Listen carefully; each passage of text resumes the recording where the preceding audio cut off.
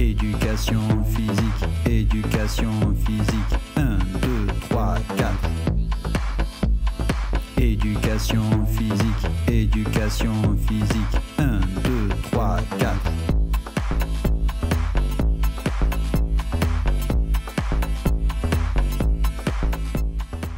Pour commencer notre émission, on est avec deux invités. Merci beaucoup, Guylaine David et Sophie Vintété, toutes les deux respectivement du SNUPP et du SNES, deux de nos partenaires de la FSU, de syndicats très proches du SNEP-FSU. Merci de votre présence dans cette émission. Alors peut-être première question pour toi, Sophie, dans cette rentrée. Alors je suis très agité, j'espère que le son pour les personnes qui nous écoutent passe en direct de la manifestation. Alors, Sophie, le SNES apporte son soutien sur la défense de l'éducation physique et sportive et sur la mobilisation qu'on vient de lancer, le SNEP-FSU. Le SNES est un syndicat qui est attaché aux disciplines scolaires au sein de l'école et qui est vraiment aussi attaché à cette idée de plus et mieux d'école, donc sur une qualité du service public. Aujourd'hui, il y a des tensions très fortes avec la question du choc des savoirs qui met en tension des projets qui étaient déjà développés dans les écoles, les collèges essentiellement, autour de ces disciplines qui seraient fondamentales ou non fondamentales. Est-ce que tu peux me dire comment le SNES aborde cette question-là, des disciplines fondamentales et plus largement du temps scolaire? Oui, mais d'abord, merci pour l'invitation. C'est important pour nous d'être là aujourd'hui aux côtés du SNEP pour défendre avec vous l'importance de la discipline EPS et puis surtout ce message de plus et mieux d'école. C'est aujourd'hui un impératif, d'abord parce qu'on sait le rôle que joue l'école et notamment l'école publique pour les élèves et notamment les élèves des milieux défavorisés. On sait que c'est à l'école qu'on lutte contre les inégalités parce que on sait que les inégalités se creusent en dehors de l'école. Donc oui, il faut plus d'écoles pour lutter contre les inégalités, pour faire réussir les élèves des milieux populaires. Et aujourd'hui, on voit bien qu'on n'en prend pas le chemin, que la politique qui est menée par Emmanuel Macron depuis deux quinquennats, c'est au contraire d'affaiblir l'école, de réduire le temps d'école, de s'attaquer aux disciplines. Et c'est pour ça qu'on se retrouve pleinement dans les combats que vous portez, qu'on porte ensemble avec la FSU. Et dans ce cadre-là, on est effectivement mobilisé avec vous, avec toute la FSU contre le choc des savoirs, puisqu'on voit bien à quel point ça incarne un modèle d'école passéiste, conservateur, qui va assigner nos élèves à leur position sociale et scolaire, mais qui peut aussi affaiblir certaines disciplines.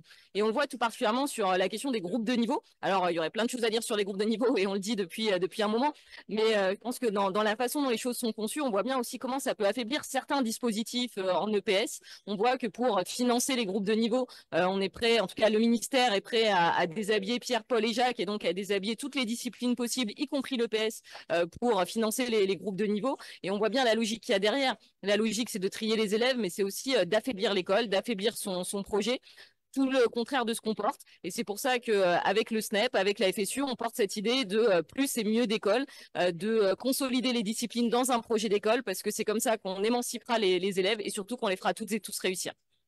Merci beaucoup, Sophie. Je rappelle donc que tu es secrétaire général du SNES. On passe à toi maintenant, Guylaine David, secrétaire général donc, du SNUPP. Merci au SNUPP d'apporter sa solidarité à ce mouvement-là.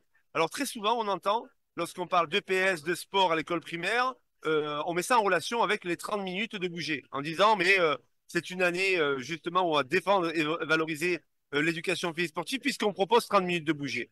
Ma question, c'est quel regard vous portez-vous, le SNUPP, sur ces 30 minutes de bouger? Et est-ce que vraiment, quel impact ça a sur l'éducation physique et sportive des enfants à l'école primaire? Oui, bah, d'abord, merci effectivement pour cette invitation et pour cet événement. Avec le SNEP, on a l'habitude de travailler et on a l'habitude notamment de faire des échanges, des webinaires et on a déjà travaillé sur ces questions d'EPS à l'école parce que pour nous, c'est fondamental, l'EPS à l'école. Et c'est pas fondamental dans le sens les fondamentaux de Jean-Michel Blanquer ou de maintenant Gabriel Attal. Et on voit bien que notre difficulté, nous, à l'école, c'est de pouvoir mettre en place la discipline EPS dans ce qu'elle porte et également dans sa place au sein des disciplines, parce que c'est quand même la troisième discipline dans l'ordre des priorités à l'école, puisque en termes d'horaire, c'est français, maths et EPS. Et donc, on voit bien que c'est essentiel pour nous. Et l'EPS, c'est développer toutes les compétences comme le savoir nager, le savoir rouler, les questions de la motricité, y compris à l'école maternelle, qui sont essentielles.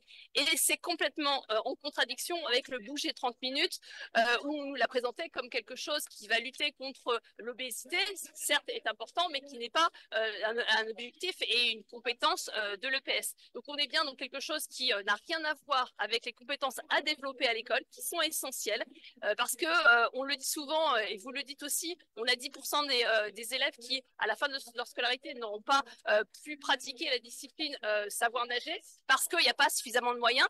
Donc il nous faut des moyens pour l'EPS, des moyens en formation, notamment en formation initiale, parce que les professeurs des écoles ne sont pas suffisamment formés à cette discipline, qui n'est pas une discipline facile à mettre en œuvre, contrairement à ce que pourrait dire le ministère en disant allez, on va bouger et on va s'agiter un petit peu et on va faire 30 minutes de bouger. Non, les compétences sont essentielles, mais il faut une professionnalité importante et une formation pour le faire. Il faut aussi des moyens en termes d'infrastructure, parce qu'on le sait, on a des difficultés dans nos écoles parce qu'on n'a pas suffisamment de locaux, d'accès aux gymnases, d'accès aux piscines, d'accès aux terrains de sport pour pratiquer la discipline. Et on l'a vu parce qu'on a travaillé sur des mesures, on a travaillé ensemble avec le SNEP pour mettre en place des mesures essentielles qui permettraient de développer l'EPS. Donc pour nous, c'est fondamental d'être ici aussi aujourd'hui avec vous et de développer cette idée que on doit développer des compétences spécifiques pour les élèves, parce que, comme le disait Sophie, si on ne développe pas ça à l'école, nos élèves qui sont les plus en difficulté, c'est-à-dire que on sait que c'est aussi pour ça qu'on est là, pourquoi on fait notre travail, ces élèves qui sont dans des quartiers populaires, ils ne vont pas pratiquer les activités physiques et sportives. S'ils ne les pratiquent pas à l'école, ils ne pourront pas les faire non plus en dehors de l'école, parce qu'on sait aussi que cette discipline, en tout cas le sport en dehors de l'école, est très favorisé pour certains élèves, mais pas tous. Donc, c'est essentiel pour démocratiser aussi l'EPS et le sport que de le développer au sein de nos classes.